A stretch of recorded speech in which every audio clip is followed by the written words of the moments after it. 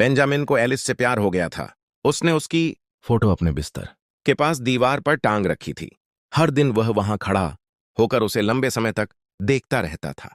लेकिन बेंजामिन का अच्छा दोस्त माइक पहले से ही एलिस से मंगनी कर चुका था। अचानक जब एलिस तय समय से पहले देश वापस लौटी तो उसने माइक को अपने दोस्तों से यह कहते हुए सुन लिया कि वह अपनी सेक्रेटरी जेसिका को डेट कर रहा है। यह सुनकर एलिस इतना चौंक गई कि उसके हाथ से बैग गिर गया। आवाज सुनकर माइक बाहर देखने आया, लेकिन सौभाग्य से बेंजामिन समय रहते एलिस को वहां से खींच ले गया। बेंजामिन एलिस को चूमना चाहता था, पर एलिस माइक को धोखा नहीं देना चाहती थी।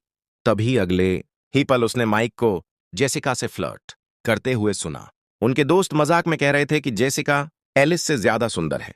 यह सुनकर एलिस ने माइक से बदला लेने का फैसला कर लिया, इसलिए वह बेंजामिन के साथ कमरे में चली गई।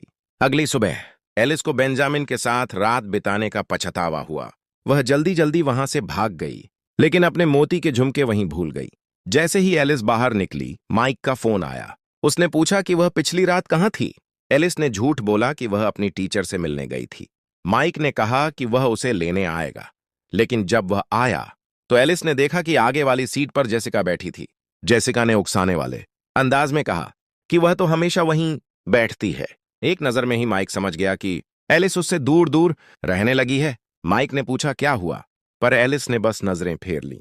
फिर माइक ने जेसिका को पीछे बैठने को कहा। जेसिका ने बहाना बनाया और चालाकी से कहा कि एलिस तो बहुत दयालु है, वह जरूर उसे आगे बैठने देगी।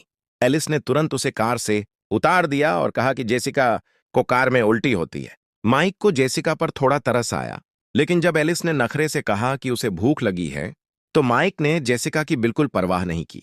यह देखकर जेसिका बेहद जल गई। दूर खड़ा बेंजामिन यह सब देख रहा था। उसे पता था कि एलिस अब माइक के घर नहीं रहेगी, इसलिए उसने नया घर खरीदने का फैसला किया। जैसे ही एलिस घर में दाखिल हुई, माइक की मां उसे स्वागत करने दौड़ी चली आईं। पहले एलिस के रिश्तेदार उसकी विरासत